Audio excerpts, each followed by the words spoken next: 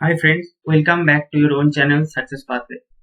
Friends, आज मैं discuss करूंगा आईबीपीएस क्लर्क मेंस के स्ट्रेटेजी के बारे में। सब्जेक्ट वाइज स्ट्रेटेजी डिस्कस करूंगा, इसलिए इस वीडियो को आपको एंड तक देखना है। सब्जेक्ट वाइज पूरा स्ट्रेटेजी बताने में थोड़ा टाइम लगेगा, तो वीडियो थोड़ा लंबा होगा। जिसको वीडियो छोड़ के जाना है वो अभी जा सकते हो, लेकिन अगर देखना है तो अंत तक देखो, क्योंकि आधा देखोगे तो कुछ फायदा नहीं होगा, नुकसान ज्यादा होगा।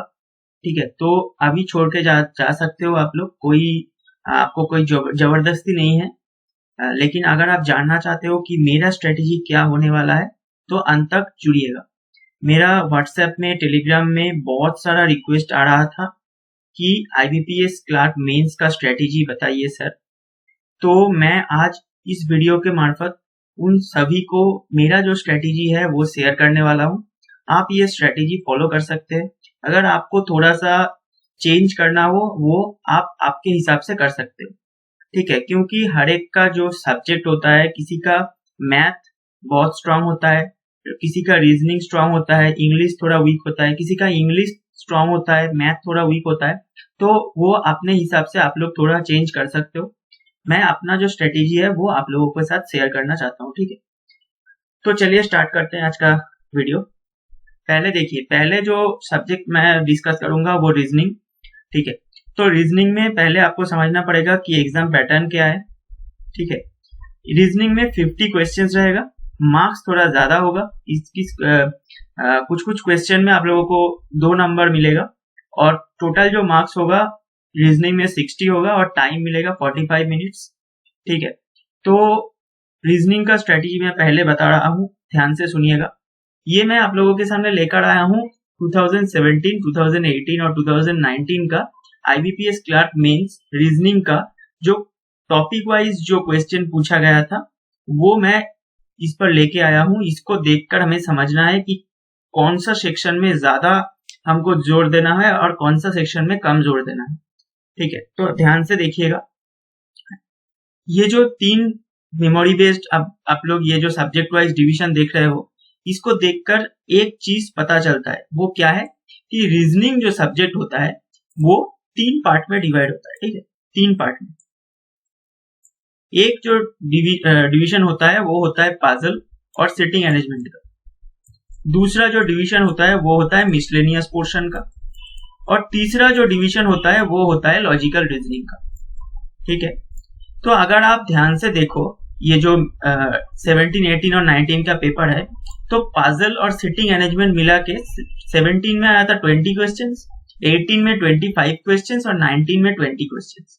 तो अगर मैं 50 क्वेश्चन में से पजल और सिटिंग अरेंजमेंट का बात करूं तो 50% क्वेश्चन यानी कि 25 क्वेश्चन पजल और सिटिंग अरेंजमेंट से आता है, और लॉजिकल में 5 क्वेश्चन, और बाकी जो क्वेश्चन होता है 25 + 5 यानी कि 30, और 20 क्वेश्चन आपको मिसलेनियस टॉपिक से मिलेगा।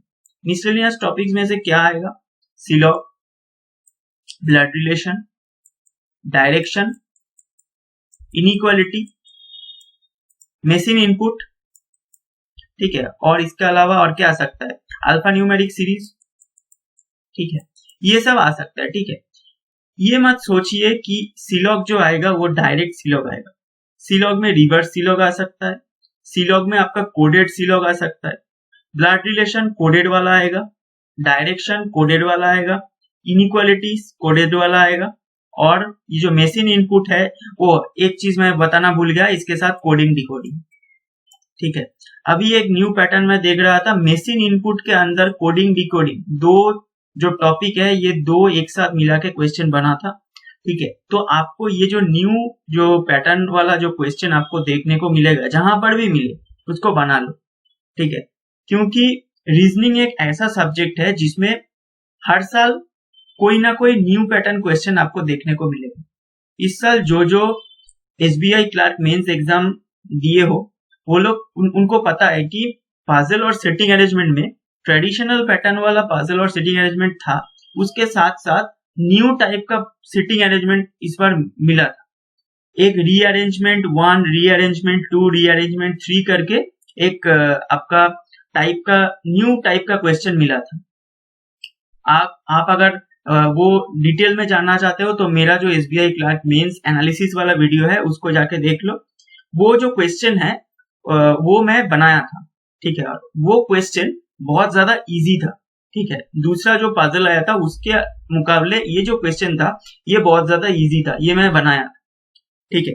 तो आपको ये चीज दिमाग में रखना है कि रीजनिंग में आपको न्यू पैटर्न क्वेश्चन मिलेगा, ठीक है। और दूसरा बात यह है कि न्यू पैटर्न क्वेश्चन आपको बनाना है, क्योंकि न्यू पैटर्न क्वेश्चन अगर आप ध्यान से पढ़ लेंगे आपको ये समझ में आएगा कि न्यू पैटर्न क्वेश्चन जो आता है वो दूसरा क्वेश्चन के मुकाबले थोड़ा इजी होता है, ठीक है। तो आपको बनाना है। नेक्स्ट इंपॉर्टेंट बात कहने जा रहा हूं लॉजिकल रीजनिंग को लेकर। लॉजिकल रीजनिंग ये एक ऐसा टॉपिक है रीजनिंग का जिसको आप कहीं से भी प्रैक्टिस कर सकते हो, और ये सिर्फ आपका प्रैक्टिस करने से ही आपका अच्छा होगा।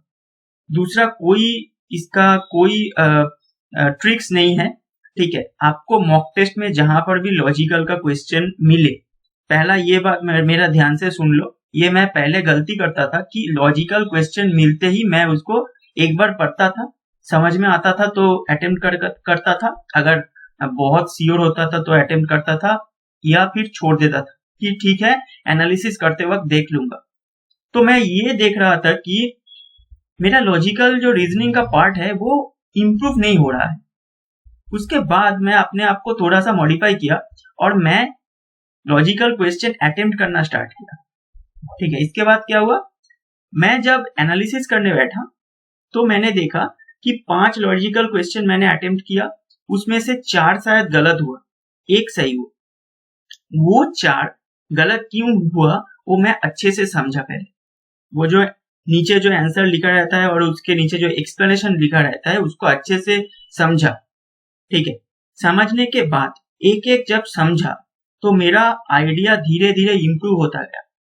तो ये जो पूरा कहानी मैं बताया इसका जो मीनिंग ये है कि आपको लॉजिकल रीजनिंग का जो क्वेश्चन है वो अटेम्प्ट करना है।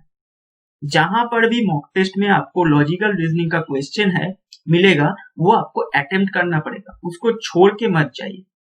अगर वो आप लोग अटेम्प्ट करेंगे और वो रॉन्ग होगा तो वो जो सॉल्यूशन एंड एक्सप्लेनेशन है वो आप लोग अगर ध्यान से पढ़ेंगे तो आपका जो आइडिया है, लॉजिकल रीजनिंग आपका आइडिया कितना है वो देखने के लिए ही पूछा जाता है। आपको एक सिचुएशन दिया जाता है और उसके बाद पूछा जाता है कि आपका कोर्स ऑफ एक्शन क्या होगा, आपका एजम्पशन क्या था, आपका स्टेटमेंट एंड कंक्लूजन क्या है, ये सब दिया जाता है, ठीक है। ये आइडिया बेस्ड एक टॉपिक है। तो आपको मॉक टेस्ट में या फिर कोई सा भी आप गूगल में जाके पीडीएफ डाउनलोड कीजिए, तो पीडीएफ में आप जहां पर भी लॉजिकल रीजनिंग का प्रैक्टिस करेंगे उस पर आपको हर एक लॉजिकल रीजनिंग का क्वेश्चन को अच्छे से पढ़ के उसको अटेम्प्ट करना है, और अगर वो गलत होता है तो उसको ध्यान से एनालिसिस करना है और देखना है कि मेरा क्यों गलत हो रहा है। इसमें ये करने से आपका लॉजिकल रीजनिंग बनाने का जो आपका डर है वो मिट जाएगा, और लॉजिकल रीजनिंग में आपको कम टाइम में अगर आप ठीक से प्रैक्टिस करेंगे और अपने आप को इम्प्रूव करेंगे तो ये एक ऐसा सेक्शन है जिसमें आपको कम टाइम में ज्यादा मार्क्स स्कोर कर सकते। और दूसरा और एक बात लॉजिकल को मैं लेकर बताना चाहता हूँ कि लॉजिकल डिपेंड करता है, फर्स्ट तो मैं अभी बता चुका हूँ। सेकेंड जो बात है वो ये है कि आपको आपका जो रीडिंग है वो इम्प्रूव करना होगा, क्योंकि अक्सर ये देखा जाता है कि लॉजिकल रीजनिंग में एक पूरा पैराग्राफ उठा के दे दिया जाता है। तो एक पूरा पैराग्राफ एग्जाम में अगर आया है, अगर आप उसको ठीक से नहीं पढ़ के नहीं समझ पाओगे कि क्या बोलना चाहता है तो आप उसका आंसर गलत मार्क करके रहोगे, और गलत करने से क्या होता है वो तो आपको पता ही होगा, ठीक है। तो मैं आपसे ये रिक्वेस्ट करूंगा कि आपका जो रीडिंग हैबिट है उसको आप इम्प्रूव कीजिए, रेगुलर रीडिंग कीजिए। इसमें आपका लॉजिकल बनाने का जो अगर आप लोग रेगुलर रीडिंग करेंगे तो लॉजिकल बनाने का आपका एक अलग सा जो इम्प्रूवमेंट आपको देखने को मिलेगा। नेक्स्ट आता हूं मैं पजल और सिटिंग अरेंजमेंट को लेकर, ठीक है। पजल और सिटिंग अरेंजमेंट में आपको मॉक टेस्ट में जहां पर भी न्यू पैटर्न कुछ पजल और सिटिंग अरेंजमेंट मिलेगा उसको करना है। दो टाइप का पजल और सिटिंग अरेंजमेंट बहुत दिक्कत देता है, मैं आपको वो लिख के बताता हूँ। एक जो होता है वो होता है ब्लड रिलेशन वाला सिटिंग अरेंजमेंट। ब्लड रिलेशन वाला सिटिंग अरेंजमेंट जो होता है वो बहुत दिक्कत देता है। SBI clerk mains second shift में ब्लड रिलेशन वाला सिटिंग अरेंजमेंट एक आया था और मैंने उसको देखते ही छोड़ दिया था, क्योंकि इसको बनाने में बहुत ज्यादा टाइम लगता है। ठीक है, किसी किसी का तो बन जाता है, मैं उनका बात नहीं कर रहा हूँ, लेकिन मेजॉरिटी स्टूडेंट का ये बनाने में थोड़ा सा टाइम लग जाता है, क्योंकि इसमें पहले इसको बनाना पड़ता है, उसके बाद इसको बनाना होता है। ठीक है, तो थोड़ा सा टाइम लग जाता है। और दूसरा एक आता है वो होता है कि एज बेस्ड जो सिटिंग अरेंजमेंट या पजल आता है उस पर भी थोड़ा सा आपको कमांड हासिल करना होगा। SBI clerk mains second shift में एक एज बेस्ड सिटिंग अरेंजमेंट या पजल, मुझे थोड़ा सा याद नहीं है, वो आया था। एज बेस्ड एक आया था, ठीक है, उसको मैंने बनाया था। इस पे आपको कमेंट हासिल करना है। ठीक है, ये दो टाइप का जो सिटिंग अरेंजमेंट और पजल होता है ट्रेडिशनल पैटर्न वाला, इसमें थोड़ा सा दिक्कत आ जाता है। तो इस पर अगर आप बहुत ज्यादा प्रैक्टिस कर चुके हो और अगर आपका कमेंट अच्छा है तो इसको अटेम्प्ट करो एग्जाम में, या फिर अटेम्प्ट करने का कोई जरूरत नहीं है, क्योंकि एक्यूरेसी के ऊपर ज्यादा ध्यान देना है आप लोगों को। नेक्स्ट, इस पर आपको ध्यान से आपका जो कमेंट है इसको हासिल करना हो। इसके अलावा बहुत टाइप का पजल होता है, बॉक्स बेस्ड पजल आपका होता है, floor based puzzle, floor and flat based puzzle. Clerk का एग्जाम है तो आपको मैक्सिमम 3 वेरिएबल देखने को मिलेगा, तो बहुत ज्यादा डरने की कोई बात नहीं है कि 4-5 वेरिएबल आ जाएगा। मैक्सिमम 3 वेरिएबल आपको देखने को मिलेगा। थोड़ा क्वेश्चन ट्रिकी आएगा, वो जो ट्रिकी क्वेश्चन है ना, वो ट्रिकी जो पजल है वो ट्रिकी पजल को आपको पहचानना है और उसको अटेम्प्ट करना है। ठीक है, पजल कैसे ठीक से शुरुआत करना है वही सारा अच्छा खेल है। ठीक है, अगर आपने ठीक जगह से पजल को स्टार्ट कर दिया तो आपका पजल, आपका सिटिंग अरेंजमेंट वो नहीं रुकेगा, वो ठीक अपने तरह चलता रहेगा और खत्म हो जाएगा। लेकिन अगर आपका शुरुआत गलत हो गया तो आपका पजल एकदम जो लास्ट लाइन है उसमें जाके रुक जाएगा और तब बहुत दिक्कत हो जाएगा, क्योंकि तब आप नहीं पहचान पाएंगे कि मैं कहां से शुरू किया था। तब आपको पूरा उसको काट के दूसरा बार बनाना होगा, उसमें बहुत ज्यादा टाइम लग जाएगा। और क्लार्क का मेंस एग्जाम में आपका पीओ मेंस के तरह 5-7-10 क्वेश्चन अटेम्प्ट करके आप लोग सिलेक्शन नहीं ले पाओगे। आपको 20 से ज्यादा क्वेश्चन तो अटेम्प्ट करना ही है। हाँ, अगर बहुत ज्यादा डिफिकल्ट पेपर आ गया तो 15 to 20 question enough, but clerk mains का पेपर लास्ट 3 इयर्स तो उतना ज्यादा डिफिकल्ट नहीं आया है, तो आपको 20 से ऊपर अटेम्प्ट करने का कोशिश करना है। ठीक है, तो क्लार्क मेंस में पजल और सेटिंग आपको 3 वेरिएबल का मिलेगा मैक्सिमम, वो आपको अच्छा करके आना है। ठीक है, और अगर पजल कैसे बनाना चाहिए इसके रिगार्डिंग बहुत ज्यादा दिक्कत है तो मेरा जो वीडियो है वो आप देख सकते हैं, चैनल पे ऑलरेडी अपलोडेड है। ठीक है, वो आप देख लीजिएगा। मैं यूजफुल 5 टिप्स वहां पर बताया हूं कि कैसे आपको पजल अटेम्प्ट करना चाहिए, क्योंकि आज से 1 साल पहले मैं भी आप लोगों की तरह पजल को देखकर छोड़ता था मेंस एग्जाम में। ठीक है, प्री का पजल तो हो जाता था, लेकिन मेंस एग्जाम में मैं पजल को स्किप करके बाकी क्वेश्चन अटेम्प्ट करता था, उसमें सिलेक्शन नहीं होगा। आपको 1 या 2 पजल तो बनाना ही पड़ेगा। तो उसके बाद मैंने कैसे इंप्रूव किया खुद को, ये मैं उस 5 टिप्स में आपको बता चुका हूं, उसको आपको देखना है। उसके बाद भी अगर आपका कुछ डाउट है तो वो आप बता सकते हो। ठीक है, तो ये गया पजल का कहानी, लॉजिकल का कहानी मैं बता चुका हूं। और नेक्स्ट है मिसलेनियस में आपको सिर्फ प्रैक्टिस करना है, मॉक टेस्ट देना है, उसको एनालाइज करना है।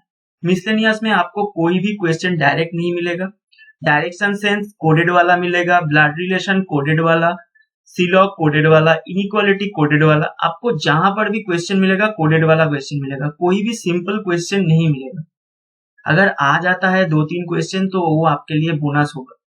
ठीक है, तो वो आप लोग सोच के मत जाइए कि सिंपल क्वेश्चन आ जाएगा, मैं आपको बोलूंगा कि आप ये सोच के जाइए कि क्वेश्चन थोड़ा डिफिकल्ट आएगा, ठीक है, क्योंकि अगर आप सोच के जाएंगे कि पेपर इजी होगा, उसके बाद आपको देखने को मिलेगा कि पेपर टफ आ गया, तो आपको बहुत ज्यादा आप फ्रस्ट्रेटेड हो जाओगे, और फ्रस्ट्रेशन में जो क्वेश्चन आपको आता है वो भी गलत करके आओगे। तो मैं ये बोलूंगा कि ये सेक्शन जो है, इसमें से आपको ये 20 में से आपको 12 से 15 क्वेश्चन आपको अटेम्प्ट करना ही पड़ेगा। जहां पर भी आपको मशीन इनपुट दिखे वो अटेम्प्ट कीजिए। मॉक टेस्ट में मैं हमेशा बोलता हूं कि मॉक टेस्ट कभी भी सबमिट करके क्वेश्चन मत बनाइए, क्योंकि बहुत सारा ऐसा क्वेश्चन होता है, बहुत सारा ऐसा पजल, ऐसा सीटिंग अरेंजमेंट होता है जो हमसे बन जाता है लेकिन मॉक टेस्ट में नहीं बनता, क्योंकि मॉक टेस्ट में एक टाइम का प्रेशर रहता है। हमें टाइम का प्रेशर लेना है। एग्जाम में तो आप पहले सबमिट करके उसके बाद प्रैक्टिस नहीं करोगे, तो क्यों बहुत सारा बड़ा बड़ा चैनल में ये बताया जाता है कि सबमिट कर दो, प्रैक्टिस करो।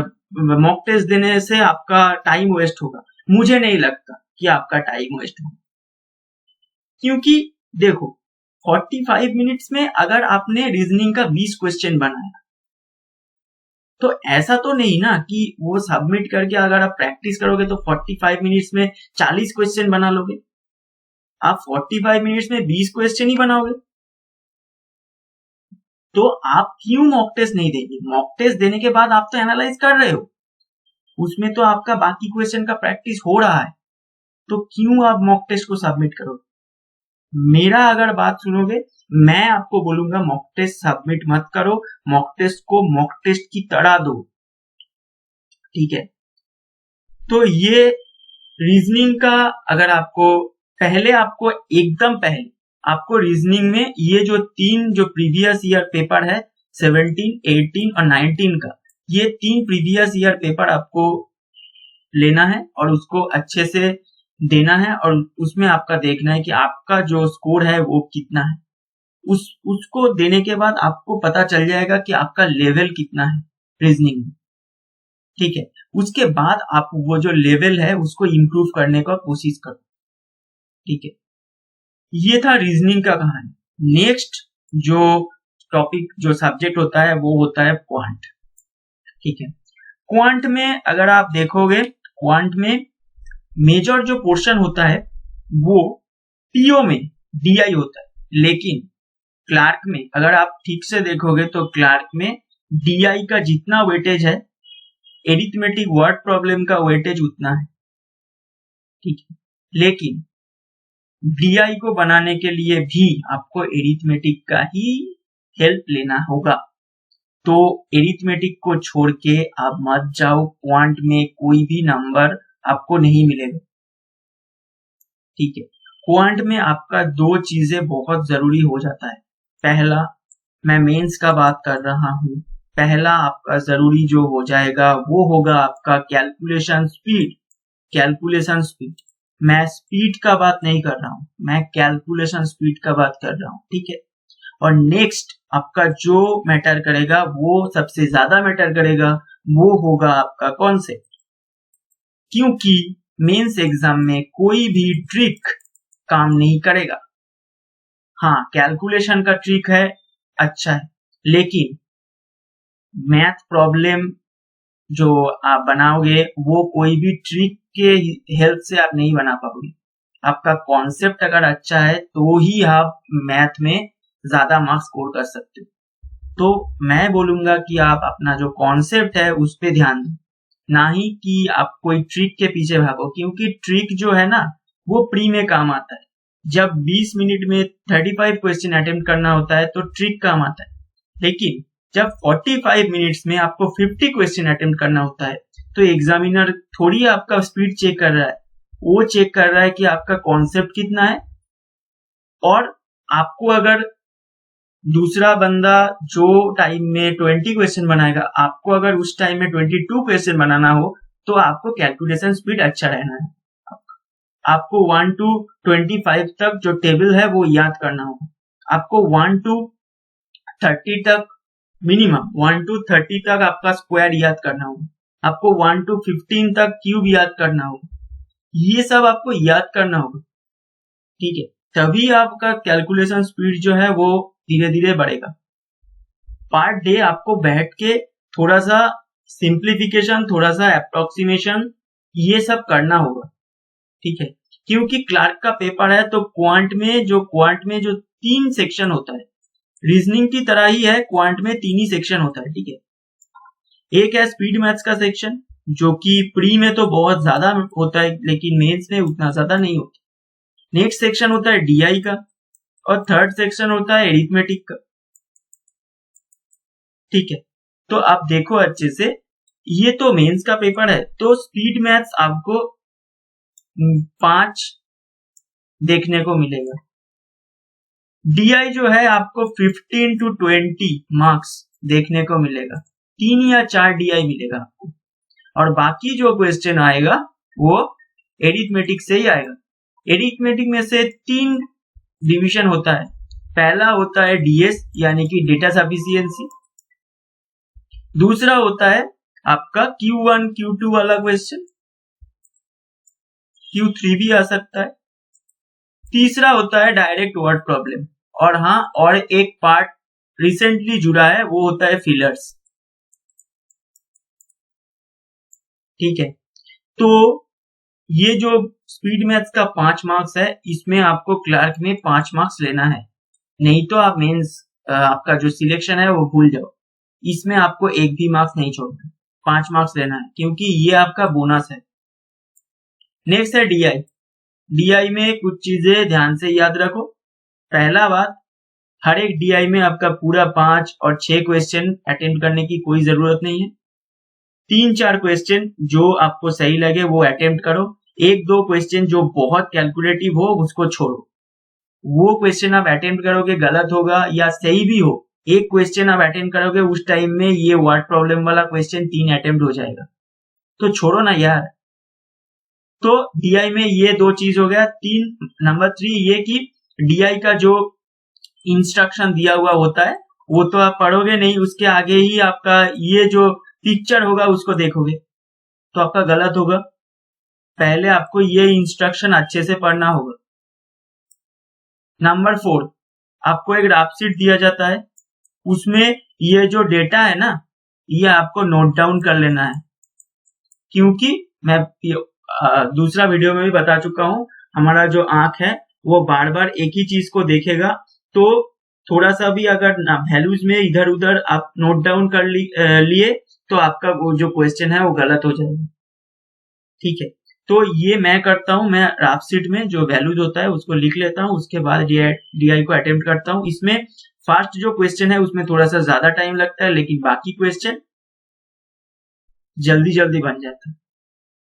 तो ये डीआई में कुछ कुछ चीज आपको याद रखना है। एक बात हमेशा याद रखना कि डीआई में से अगर वो डीआई समझने में थोड़ा सा दिक्कत आ रहा है तो उसका क्वेश्चन आसान होगा, और अगर वो डीआई एकदम ठीक ठाक डीआई है, देख के आप समझ जाओगे कि ये तो ये बोला है, तो उसका क्वेश्चन थोड़ा सा कैलकुलेटिव होगा, ठीक है। ये आपको याद रखना है। डीआई में आपको केसलेट तो जरूर देखने को मिलेगा, केसलेट को देख के डरिएगा मत, मैं पहले बहुत डरता था, अब एकदम नहीं डरता, ठीक है।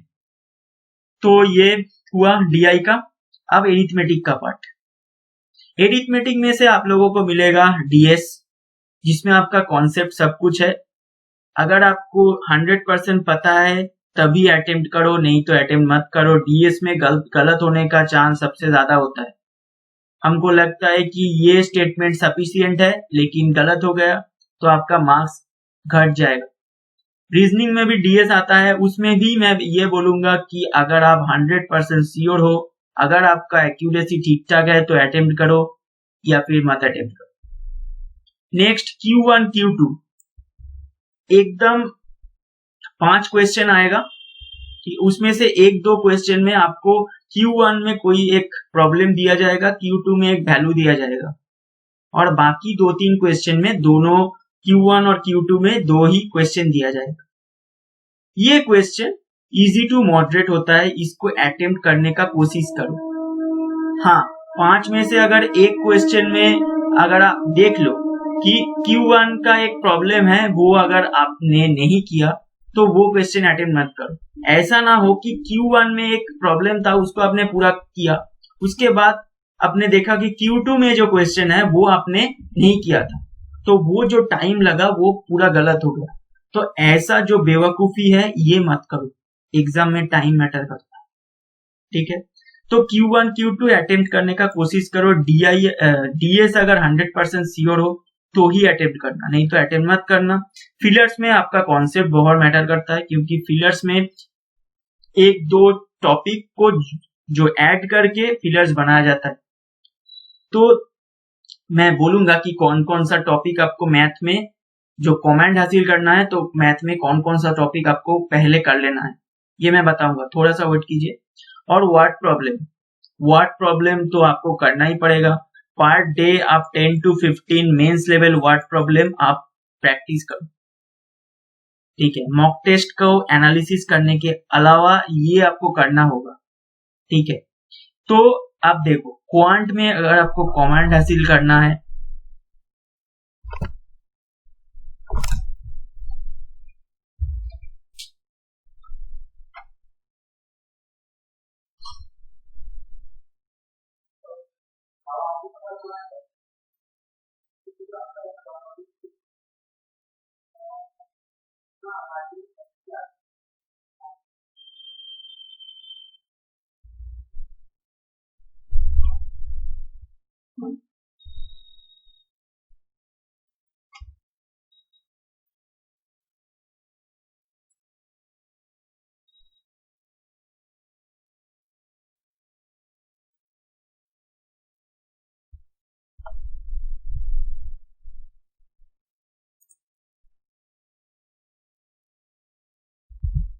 मैथ पे अगर आपको आपका कमेंट हासिल करना है आपको, तो आपको ये मैं जो टॉपिक लिखने वाला हूँ इस पे आपको अच्छे से प्रैक्टिस करना है।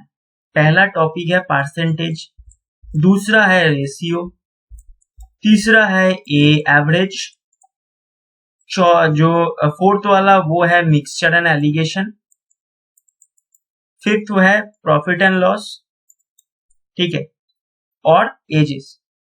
ये टॉपिक अगर आपने अच्छे से कर ली तो आपका मैथ में जो कमेंट है वो आपको पास आ जाएगा। इसके अलावा आपको टाइम एंड डिस्टेंस करना है, बोट एंड स्ट्रीम, ट्रेन, और टाइम एंड वर्क, यानी कि आपका जो पाइप एंड सिस्टम होता है, ठीक है, वो करना है, और मेंसुरेशन करना है। प्रोबेबिलिटी और मींस जो परम्यूटेशन एंड कॉम्बिनेशन होता है वो मैं नहीं करूंगा, वो आप कर सकते हो, ठीक है। लेकिन ये जो टॉपिक मैं यहाँ पर नोट डाउन यहाँ पर किया हूं, ये आपको करना ही है। इसमें से भी ये जो तीन पहला है, परसेंटेज, रेशियो एंड एवरेज, ये तीन आपको एकदम 200% आपके हाथ में आना चाहिए, क्योंकि इसमें से आपका डीआई का क्वेश्चन आएगा, इसमें से आपका डीएस का क्वेश्चन आएगा, फिलर्स आ सकता है, Q1 Q2 आ सकता है, और वर्ड प्रॉब्लम आ सकता है।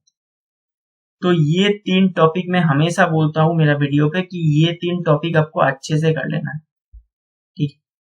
तो ये होगा, ये हुआ मैथ का कहानी। नंबर थ्री जो है वो होता है इंग्लिश। मेरा इंग्लिश थोड़ा वीक है, तो मैं मेरा स्ट्रेटेजी बताऊंगा कि जिसका इंग्लिश वीक है वो कैसे इंग्लिश में नंबर स्कोर कर सकता है। मैं इंग्लिश के लिए आपको बोलूंगा सिर्फ रीडिंग करो, क्योंकि रीडिंग से आपको क्या क्या बेनिफिट मिलेगा। एक, आप आरसी ठीक ठाक कर लोगे। दूसरा, आप क्लोज टेस्ट ठीक ठाक बना लोगे। तीसरा, आप फिलर्स ठीक ठाक बना लोगे।